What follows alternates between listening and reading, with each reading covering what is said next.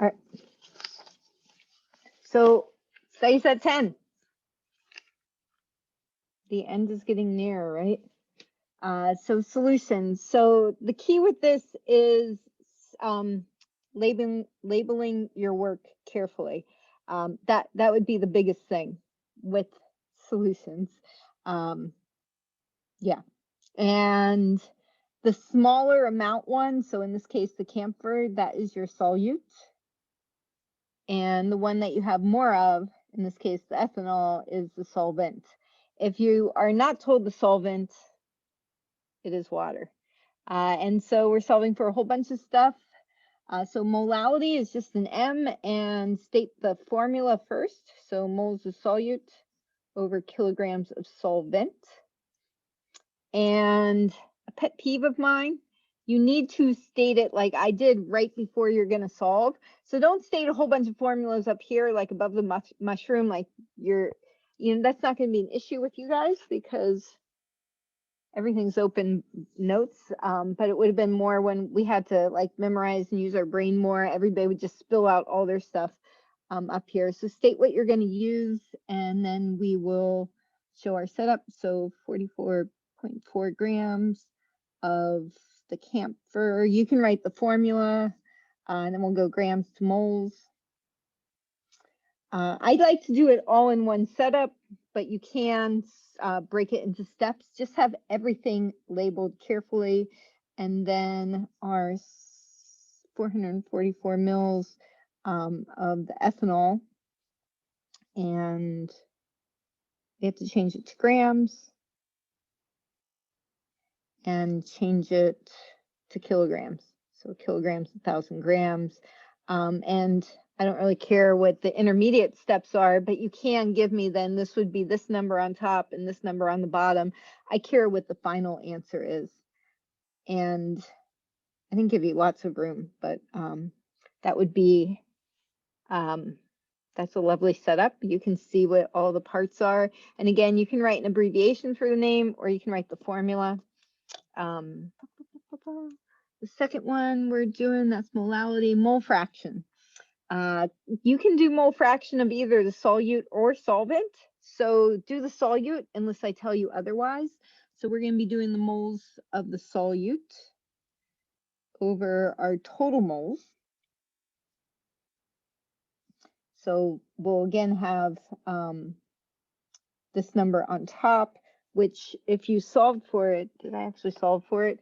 You can show the work like I did up here, or if you solved for it, this is 0.292 moles of the camphor over, you'd have the 0.292 moles of the camp plus the water mole, the ethanol. So which would be, if you went through all the math, I just don't have enough room to show it. You should get 7.59 moles. So somewhere you should have that work shown. I have it down here. I found when I'm teaching, I have the bad habit of writing big because I'm used to writing on the board. So on my actual one, I wrote much nicer and smaller and petite. On your worksheet, I gave you a little bit more room. And mole fraction is just a number. There are no units on it. It is always less than 1. So the total mole fraction of the solute plus the solvent will equal the number 1. 3 sig figs. So everything has 3 sig figs because all the numbers I gave you up here had 3 sig figs. So just a reminder, the zeros are placeholders, so they don't count as sig figs. You can show it in scientific notation, but there's really no reason to. It's perfectly fine, not in scientific notation. And then the last piece is percentage, and it does state M per M, so we do want the mass.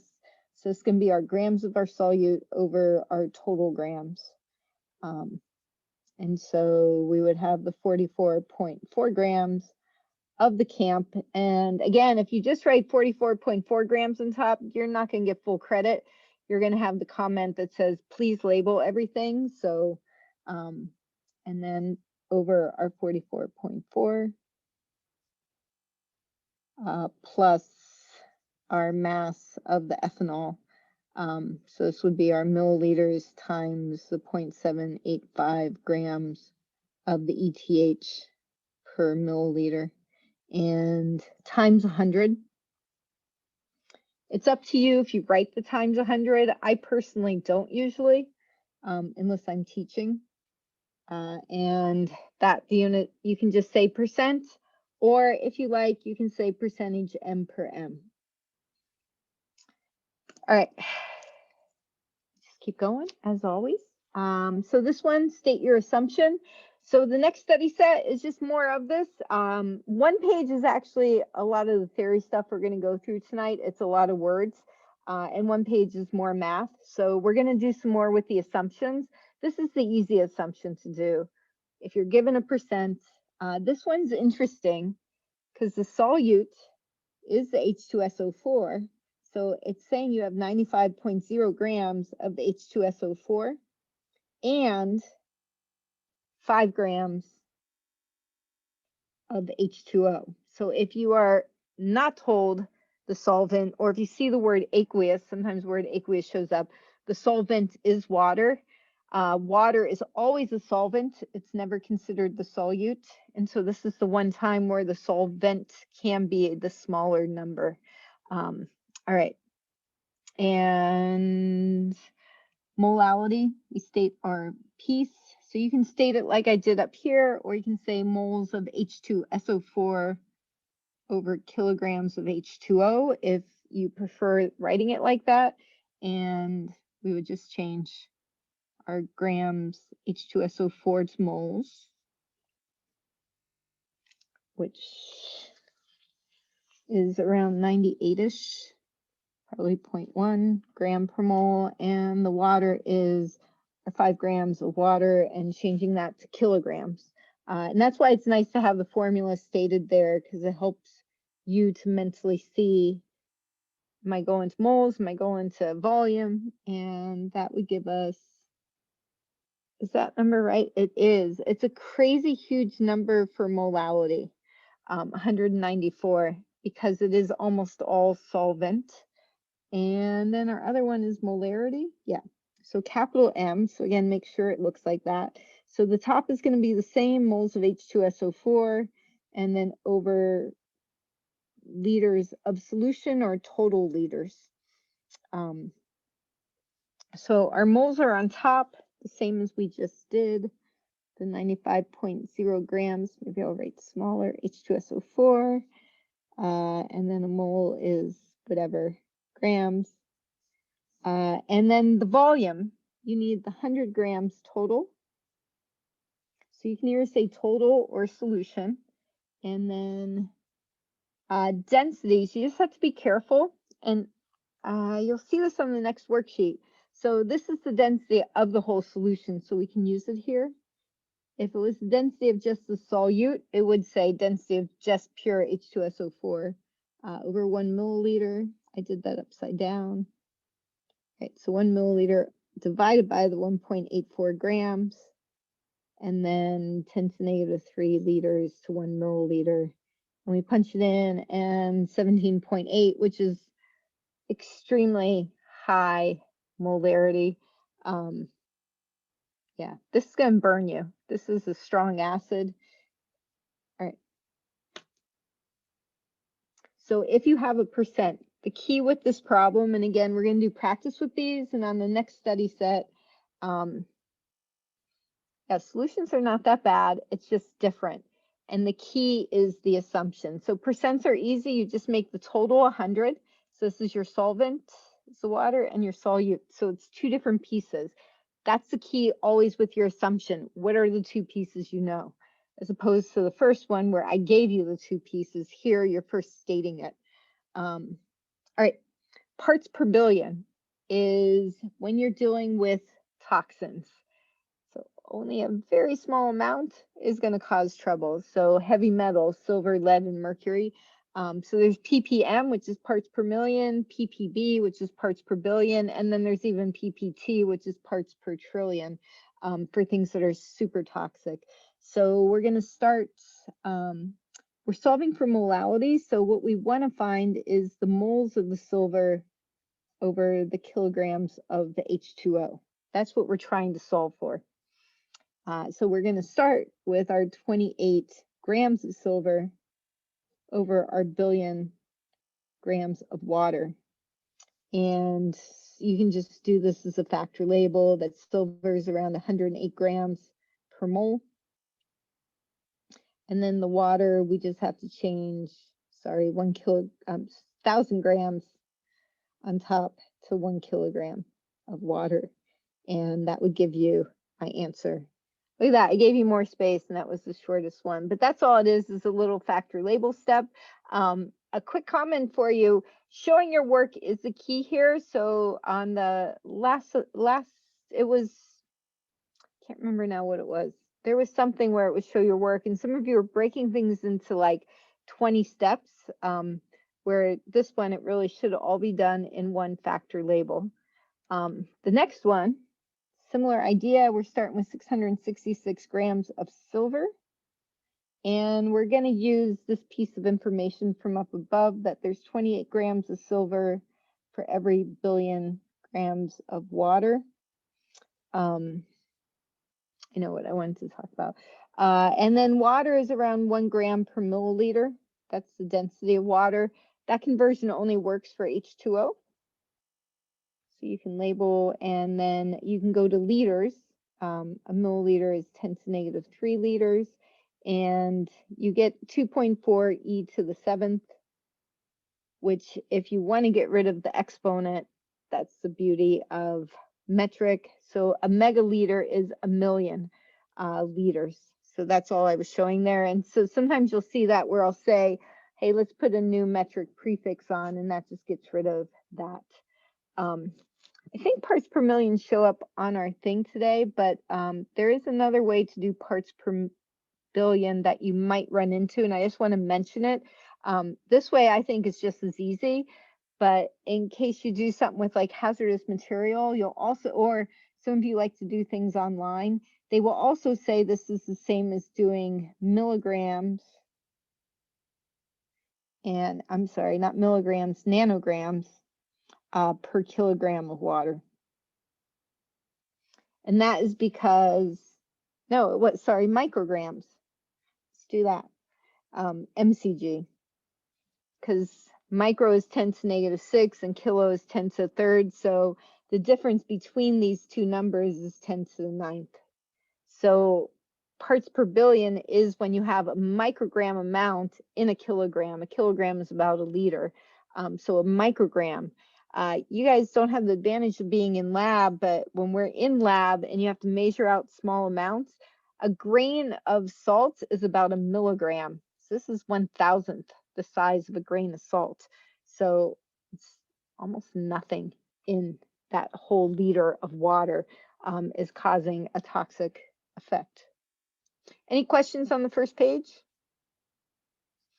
I'll keep going. And we're doing vapor pressure. So our formula for vapor pressure is the pressure final or the pressure of the solution. You can either say final or solution equals X. And this is the key. So remember this when you do the worksheet. Remember this whenever you do this. It is of the solvent. It is the solvent that is evaporating times the P of the solvent. And that little thing there just means it's pure. That it means P naught, which means when there's nothing mixed with it. So this would mean we want moles. What is it? The CClO4 is our solvent. It can be nice to label that. So we're going to want moles of the CCl4 over the total moles. And so you can find your pieces there and solve for it and get your answer. And yeah, so you would get your moles of the CCl4. Iodine, the trick with iodine, if you didn't get my answer, is iodine is I2. So when you change that to moles, you have to remember it is a diatomic. And you do not need to change it to ATMs. Most people keep it in torr or millimeters of mercury. The 65 degrees is extra information. So temperature, everything's vapor pressure changes as the temperature changes. So that's why that's given. So that's the idea of your setup there. I'm not going to go through plugging it in. For those of you who didn't turn in your homework, to get your 4 points you're turning in late, you will have to go through solving these. So you're going to have to put a little bit of time in and solve for your moles for each one. All right, which would be good for you. That's kind of the point of it. All right, the next one we're doing boiling point. So change in temperature equals KB times molality, or moles per kilogram. You can write just molality, but it can be more helpful to write moles of the solute over kilograms of the solvent. So the K is given. Everything has a unique K value. The Ks are different for freezing point and boiling point. So they will usually be given to you, and if for some reason they're not, somebody should ask me, because that would mean I just forgot.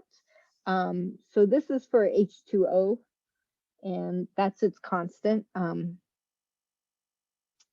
so H2O is our solvent, and that's what was given there. So that you just have to change to kilograms.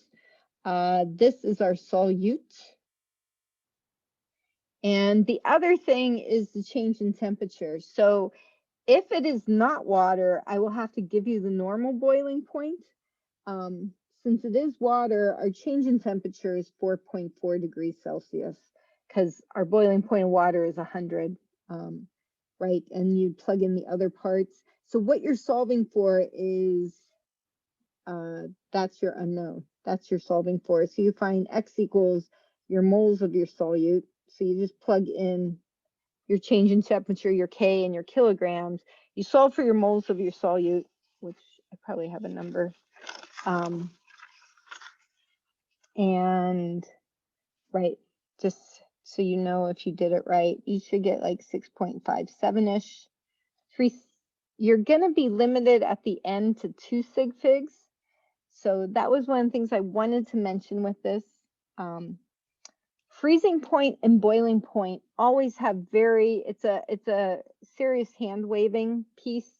The sig figs are usually very limited, usually to 2, because the temperature change is really small. It's a really cool tool to get an approximation, but that's all you can get. And then you would just change your moles to grams, and you would get my answer of 600. Questions? So when you put it like that, do you multiply? I'm sorry, you divide the 4.4 by the 0.5121, and then you times it by the kilogram of Yes. solvent? Yes. Okay. Yeah. Okay. Yep.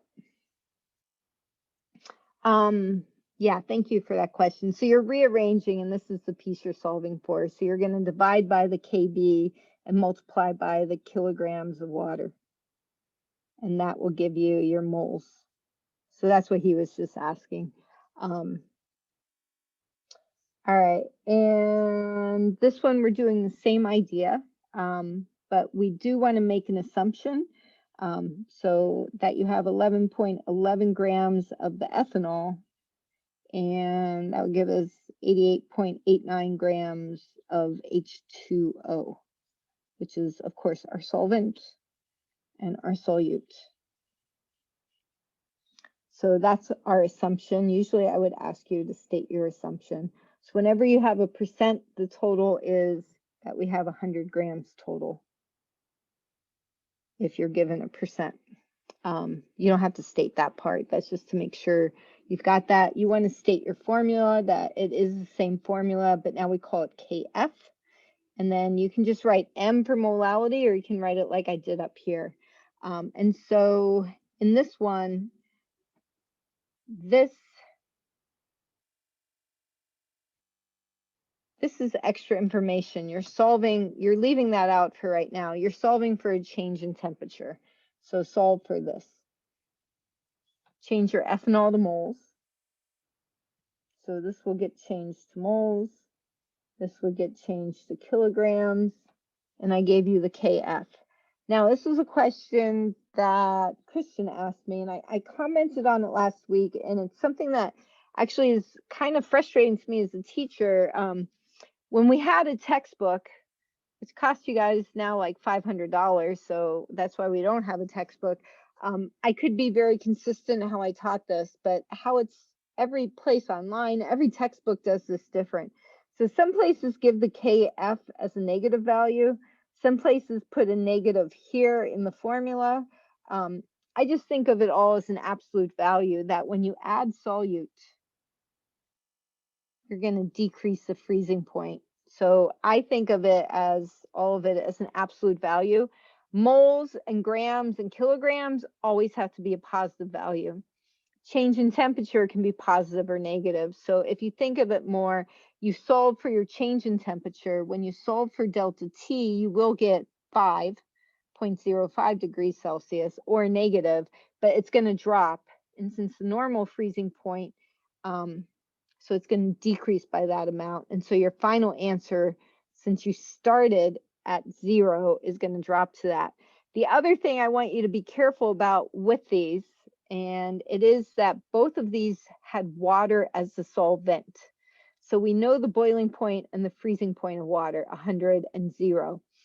I'm pretty sure on the worksheet I gave you a different solvent. So half of the time it is actually a different solvent. So you're going to have a different boiling point or freezing point, and also a different K. And you can see here the KB and the KF are very different values. So again, don't worry about the negatives. Sometimes I show it and sometimes I don't. I think of it more as a logical thing. Hopefully that made sense. And hopefully you show your math beautifully, like I was trying to show you over here, that you show your work. On the homework, pretty much look just to see that you did show something. On the worksheet, I do look more carefully, so just label everything well. All right, and then we skip to number 10, because I wanted one of these. It's on your worksheet also, and it will be in the next study set, because this is one of the large conceptual questions in the class. More than just the math. The math is nice because you can get to numbers and you get to an answer. You can tell me that this makes sense. When you add the solute, I actually want to add this here. When you add the solute, the freezing point decreases. Does anybody remember why? Because I will ask you to explain why that is so. Not just that fact that anytime you add stuff, the freezing point. Anybody remember why? I lost my markers. It interferes. Well, I'll write that in there. It interferes with the crystals. So we're making a solid. So you can't make the crystal formation. So solids are all about making crystals. So the solute interferes with the crystals. And so you have to get to a lower temperature to knock them out. In this case, the boiling point, when you add solute, you always increase the boiling point. So anybody know why that one is so? It's the same as the vapor pressure answer. Because of the IMF makes it weaker. Yeah, so when you add the solute, you increase the IMF. So for boiling point, it's about the giggles and jiggles. So you need more giggles to escape.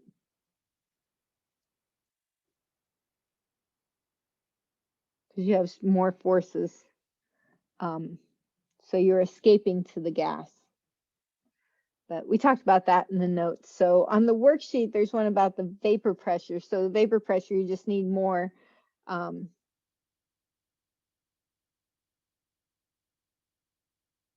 Sorry, less escapes in the vapor pressure case. All right, so with this, we're looking at freezing point. And so again, as you add the solute, the freezing point drops. If this is the question you were asking, Max, so non-electrolyte would mean it's not ionic.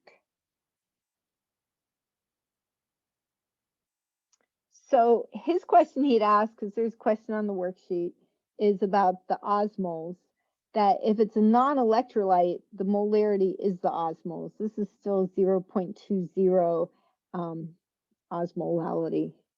The other ones we have to multiply by the ions because they're all ionic. So it's a good review from last term of writing your ionic compounds. So potassium sulfate, K2SO4, because potassium is a +1. So we would multiply the number by 3 ions. We're going to see this more tonight. So this would truly be 0. It's the molarity or molality times the number of ions. So 0.36 of molality. Magnesium chloride is MgCl2. So again, 3 ions and 0.30 is molality. And potassium bromide is just KBr. So there's just 2 ions, 0.24. So the more you add, the lower the freezing point. So this is our lowest freezing point, is the potassium sulfate, because of when you factor in the number of ions. The ethylene glycol is our highest freezing point. So I'm labeling them like that. If we go from lowest to highest, A is going to be our highest, B is our lowest, and then C, and then D. But if you write it like that, like I did down there, make sure you always label which end's your highest and which is your lowest, especially with freezing point, because as you add more, it decreases. So a lot of people want to put B at the end, which is fine. Just tell me that's your lowest freezing point. So again, as you add more, it decreases. Any questions before I stop this part?